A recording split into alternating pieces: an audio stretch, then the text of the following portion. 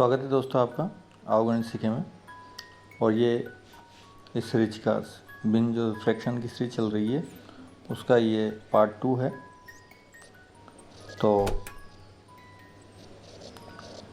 अब देखते हैं, पार्ट 1 आप ज़रूर देखिएगा। यदि आपको बिंदु की समझ है तो पार्ट 2 के साथ आप कंटिन्यू करें, लेकिन मैं आपको रिक्वेस्ट करूँगा कि आप पार्ट 1 से देखते हुए आएँ, उन पार्टों को भी आप देखें इस पार्ट 2 के साथ, कि पार्ट 1 देखने से आपको इस वीडियो को अच्छी तरीके से समझने में मदद मिलेगी। तो शुरू करते हैं।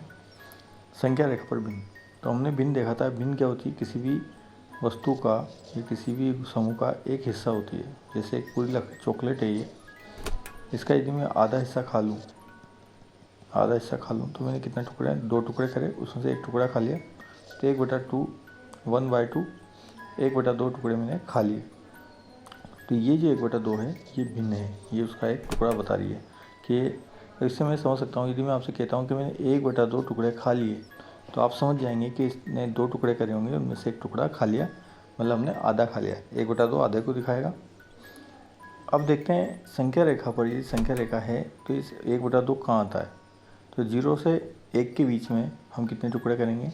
2 टुकड़े करेंगे। हमने 2 टुकड़े करे, देखिए यहाँ पर ये एक टुकड़ा, ये दूसरा टुकड़ा, बीच में एक लाइन खींच के 2 टुकड़े कर दिए। और ये जो बीच वाला हिस्सा है ये क्या दिखाएगा? 1/2 को दिखाएगा। तो ये हिस्सा 1/2 हो गया, ये भी 1/2 हो गया, ठीक है। तो यहाँ से ये जो दिखा रहा है 1/2, इससे इधर का हिस्सा 1/2 है। यदि हम देखना चाहते हैं कि 1/3 कहाँ आता है संख्या रेखा पर, तो हमें क्या करना पड़ेगा? 0 से लेके 1 के बीच के टुकड़े एक। हाँ, एक बात और ध्यान रखना है कि यदि अंश से छोटा है, ऊपर अंश से छोटा है और हर बड़ा है, मतलब हमने कम टुकड़े दिखा रहे हैं हम। अभी आगे भिन्नों के और रूप आते हैं तो हम समझेंगे, लेकिन अभी तक आप समझ लीजिए कि अंश छोटा है, यदि 3 और हर बड़ा है, तो इस प्रकार की जो भिन्न होगी ये उचित भिन्ने कहलाएंगी। और सभी उचित भिन्ने 0 से 1 के बीच में आएगी। जहाँ पर अंश छोटा होगा हर से, वो सभी भिन्ने 0 से 1 के बीच में ही आएंगी। तो 1/3 कहाँ आएगा? 0 से 1 के बीच में। टुकड़े कितने करने पड़ेंगे? हर के बराबर। 3 टुकड़े करें हमने। 3 टुकड़े करने के लिए क्या करना पड़ेगा? 2 लाइनें खींचेंगे, 1 और 2। तो देखिए ये 1 और ये 2, 1 टुकड़ा, 2 टुकड़े, 3 टुकड़े हो गए। और पहला टुकड़ा जो होगा इसे कैसे दिखाएंगे? 1/3, दूसरा 2/3, और ये जो 1 लिखा हुआ ये पूरे टुकड़े ले लिए हमने 3 में से 3, इसलिए 3/3 बराबर क्या हो जाता है? 1। तो आप इसके लिख दिए यहाँ पर 1। तो भिन्नों में संख्या रेखा पर हमें यदि 2/3 दिखाना है तो हमें हर के बराबर टुकड़े करने होंगे। और फिर गिनती कहाँ से गिनेंगे? ये पहली संख्या से, 1 2, तो यहाँ लिख देंगे 2/3। ऐसे यदि हमें 3/4 दिखाना है तो हमें 1 से 0 से 1 के बीच के 4 टुकड़े करने पड़ेंगे। 4 टुकड़े के लिए हम 3 लाइनें खींचेंगे, इस पर 3 बिंदु लगाएंगे। देखिए 1 2 3 और 4 टुकड़े हो गए। 3/4 दिखाना है हमें, तो कहाँ से गिनेंगे? पहले बिंदु से गिनेंगे, 1 2 3, तो क्या लिख देंगे? 3/4। यदि हमें 2/4 दिखाना है तो आधा दिखाना है, तो आधा क्या होगा? 4 का आधा क्या होगा? 2, तो 2/4। तो देखिए 1 और 2, 2/4। 2/4 को काटेंगे तो क्या आ जाएगा? 1/2। यदि हम पूरे टुकड़े दिखाएं, 4 में से 4 ही खा लिए हमने, तो 4/4, तो क्या हो गया? 1। तो संख्या रेखा पर भिन्नों को इस प्रकार दिखाते हैं। अब हम एक उदाहरण लेते हैं 5/6 का दिखाना है हमें। तो यहाँ 0, यहाँ 1, 6 टुकड़े करने पड़ेंगे बराबर। तो देखिए मैंने एक लाइन बीच में खींच दी। ये देखिए 1 2 3 इधर टुकड़े हो गए, ये टुकड़े हो गए। तो 1 2 3 4 5 6 टुकड़े कर दिए मैंने। अब गिनती कहाँ से लिखूँगा मैं? तो यदि देखिए यदि मैं बिंदु का मान निकालना चाहूँ संख्या रेखा पर, तो क्या होगा? ये 1 है, 6 टुकड़ों में से पहला टुकड़ा है कौन सा? ये वाला टुकड़ा। तो ये 1/6, ठीक है। अब यदि यहाँ पर मान निकालना है मुझे, तो ये 2 बटा 6, अब ये 2 बटा 6 किसको दिखा रहा है, ये यहाँ से लेके और यहाँ तक के मान दिखा रहा है, ये 2 बटा 6 है। फिर ये 3 बटा 6, 3 बटा 6 क्या हो जाएगा, यहाँ तक का मान हो जाएगा,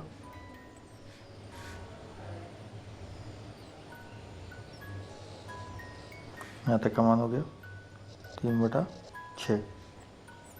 ऐसे ही 4 बटा 6 हो जाएगा, ये भी कहाँ से होगा, 0 से लेके यहाँ तक, ये 5 बटा 6 हो जाएगा, और ये 6 बटा 6 हो जाएगा। 6 मतलब 6 टुकड़े करें, 6 ले लिए तो वापस क्या हो गया, 1 हो गया मान। तो इस प्रकार हम मान निकालते हैं। तो 5 बटा 6 का मान ज्ञात करना था हमें, तो कहाँ जाएगा मान, ये आ जाएगा। आगे चलते हैं।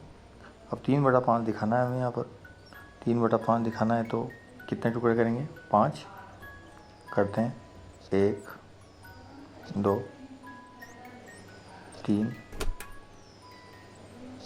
देखिए 1 2 3 4 5, थोड़े छोटे बड़े हो सकते हैं लेकिन आपको हमेशा बराबर करने हैं, तो हमेशा कोशिश करने की बराबर ही हो, क्योंकि बराबर जब भी, हाँ एक बात और ध्यान रखनी चाहिए कि भिन्नों में जब हम किसी चीज़ के लिखते हैं कि 5 टुकड़े करें, तो 5 टुकड़े हमेशा बराबर किए गए हैं। कैसे करे गए हैं, बराबर ही किए गए हैं, सारे टुकड़े बराबर होंगे आदर्श रूप में।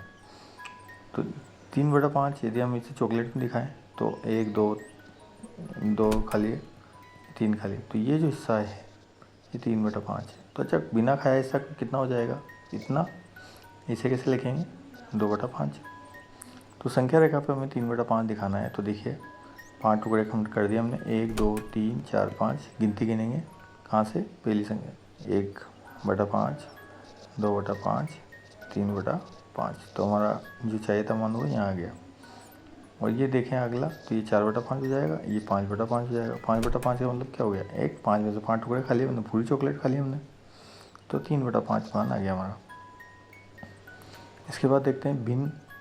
तो अभी तक हमने देखी कि भिन्न क्या होती है, भिन्न एक किसी भी चीज़ का, पूरी चीज़ का एक टुकड़ा होता है जिसे हम भिन्न के रूप में दिखाते हैं।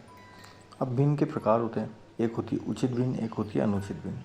मैंने अभी आपको बताया था कि किसी चीज़ के, यदि कोई चॉकलेट है, पूरी चॉकलेट है, तो पूरी चॉकलेट के यदि हम 10 हिस्से करते हैं, 10 हिस्से करें हमने इसके, तो 10 हिस्से में से हम कितने टुकड़े खा सकते हैं, 10 टुकड़े करें तो 10 में से हम 10 ही तो खा पाएंगे, इससे ज़्यादा तो नहीं खा सकते। 10 में से 10 खा सकते हैं, लेकिन 10 में से 11 टुकड़े तो नहीं खा सकते हम।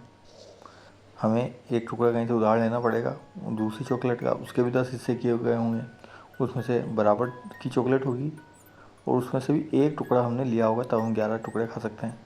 लेकिन हमारी चॉकलेट जो थी उसमें 10 में से 10 ही खा सकते हैं।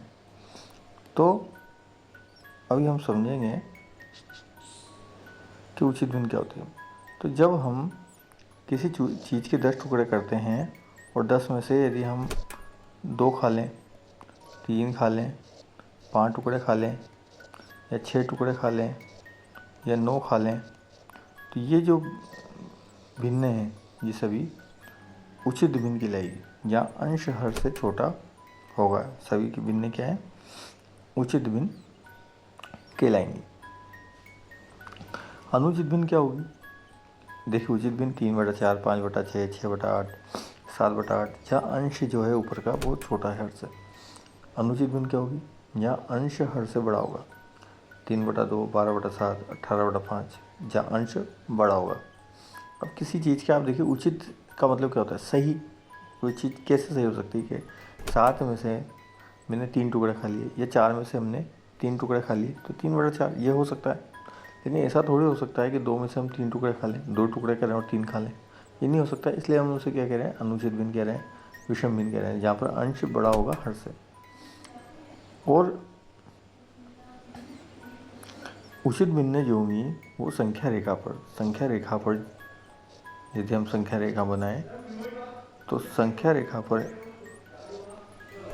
इनका मान हमेशा 0 से 1 के बीच में होगा।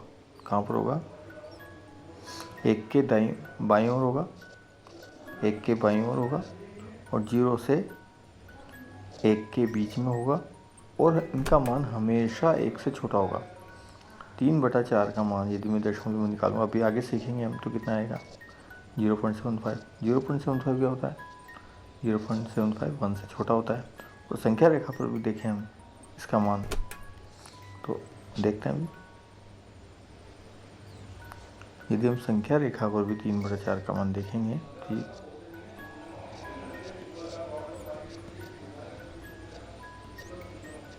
देखिए 3/4 संख्या रेखा पर हमेशा मान बाईं ओर से दाईं ओर जाने पर बढ़ता है। बाईं ओर से दाईं ओर जाएंगे हम तो मान क्या होगा? बढ़ जाएगा। मान क्या होगा? बढ़ेगा। यदि आपको संख्या रेखा की समझ नहीं है तो संख्या रेखा का एक वीडियो मैंने बना रखा है, आप प्ले लिस्ट में जाके देख सकते हैं, तो आपको दिख जाएगा वीडियोज़ में संख्या रेखा। तो आप वो वीडियो जाके देखें, आपको समझ में आ जाएगा कि संख्या रेखा क्या होती है। तो बाईं ओर से दाईं ओर जाने पर मान बढ़ता है। तो आप समझ सकते हैं कि 1 के यदि ये बाईं ओर है तो इसका मान 1 से छोटा होगा। मैंने अभी आपको बताया था जहाँ पर अंश छोटे हैं, उन सब के मान 0 से 1 के बीच में ही आएंगे और सब 1 से छोटे होंगे। तो उचित भिन्नें सारी 1 से छोटी होंगी और 0 से 1 के बीच में आएंगी, ठीक है। और अनुचित भिन्न जितनी भी होगी वो 1 से आगे की तरफ आएगी, 2 के बाद हो सकती है, 3 के बाद हो सकती है, लेकिन 1 से दाईं ओर ही होंगी, वो 1 से बड़ी होंगी, उनका मान बड़ा होगा। अब विषम भिन्नें जो हैं हमने देखी, अनुचित भिन्न या विषम भिन्न हमारी, तो जैसे 3/2, तो अब इसे हम मिश्रित भिन्न में बदल सकते हैं। अब मिश्रित भिन्न क्या होती है? ये मिश्रित भिन्न का उदाहरण ये है 1 से 1/2, तो इसे मिश्रित भिन्न कहते हैं। पढ़ते कैसे हैं इसे? 1 से ही 1/2। कैसे बदलते हैं? अंश में हर का भाग देंगे हम। देखिए अंश हमने अंदर लिख दिया है, हर का भाग दे रहे हैं, तो 2 का भाग 3 में कितनी बार गया? 1 बार, तो 3 में 2 का भाग गया 1, तो जितनी बार भाग गया है ये वाला 1, तो यहाँ आ जाएगा। जितना बचा भाग वो यहाँ आ जाएगा, और जिसका भाग दिया था वो यहाँ आ जाएगा। तो ये वाला 1 तो कहाँ आ गया? यहाँ आ जाएगा, और ये 2 है, यहाँ आ जाएगा। तो कितना बन गया हमारा? 1 से 1/2। दोनों एक जैसे हो रहे हैं, इसलिए आपको थोड़ा कन्फ्यूज हो सकते हैं। तो उदाहरण दूसरा लेते हैं, 5/2, तो 5 अंदर आएगा, 2 का भाग लगाया, 2 का भाग कितनी बार गया? 2 बार, तो ये जो 2 है ये 2 बार भाग गया, तो 2 यहाँ आ गया, 1 बचा, ये 1 ऊपर आ जाएगा, और ये जो 2 है जिसका भाग लगाते हैं हमेशा वो नीचे ही आता है, 2 से 1/2। उदाहरण थोड़ा दूसरा लेते हैं अब एक और, 6 में हम 7 में हम 2 का भाग लगाते हैं, तो कितनी बार जाएगा? 3 बार। तो अब 3 को कहाँ लिखेंगे? यहाँ साइड में, इसे डंडे बटाई के साइड में लिखेंगे। 3 बार भाग गया है, यहाँ आ गया, और जो बचा है वो ऊपर, और इसका भाग लगाया वो नीचे। तो 7/2 जो है वो 3 से 1/2 के बराबर है। ये हमारी विषम भिन्न है और ये हमारी मिश्रित भिन्न है। तो आपको उदाहरण समझ में, अब देखिए और उदाहरण हम करेंगे तो हमारे समझ में आता जाएगा। 20/3 को बदलना है, तो 20 में 6, 3 का भाग कितनी बार जाएगा? 6 बार, 6×3 18, तो 6 बार भाग किया तो 6, तो यहाँ लिख दिया हमने। कितने बचे? 18, 20 में 18 में 2, और 3 तो जो नीचे है वो वापस नहीं आ जाएगा। 11 में 5 का भाग देंगे, तो 11 में 5 का भाग दिया हमने, कितनी बार जाएगा? 2 बार। तो देखिए 2 बार भाग किया तो 2 तो यहाँ लिख दिया हमने, 1 बचा, 1 ऊपर आ गया, और 5 नीचे। 17/7, तो कितनी बार जाएगा? 2 बार, 14, 3, तो 2, 3 बचा ऊपर, और जिसका भाग दिया वो नीचे। देखिए जिसका भाग दे रहे हैं वो तो हमेशा आएगा ही आएगा। 28/5, 28 से 5 का भाग 5 बार जाएगा, 25, 3, तो क्या जाएगा? 5 सही 3/5। अब ये 2 सवाल जो हैं ये आप करिएगा और कमेंट में बताइएगा क्या आंसर है इनके। अब जैसे हमने विषम भिन्न को मिश्रित भिन्न में बदला था, वैसे ही हम मिश्रित भिन्न को विषम भिन्न में बदल सकते हैं। कैसे? यदि 7 सही 3/4 हमारी विषम भिन्न है तो इसे विषम भिन्न में कैसे बदलेंगे? तो सही और जो भाजक था तो 4 का भाग लगाया था हमने, तो लगाया होगा, तो ये 4 नीचे भाग कितनी बार गया था? 7 बार गया होगा। तो 7 और 4 को हमें दोनों को गुणा करना है इन्हें क्रॉस में। 28 में क्या जोड़ देंगे ऊपर? 3 शेषफल, तो 28 + 3 क्या गया? 31, तो 31/4। देखिए 31 में वापस 4 का भाग लगाएं तो 7 बार जाएगा, 28 और 3, और देखिए 7 सही 3/4 वापस आ गया।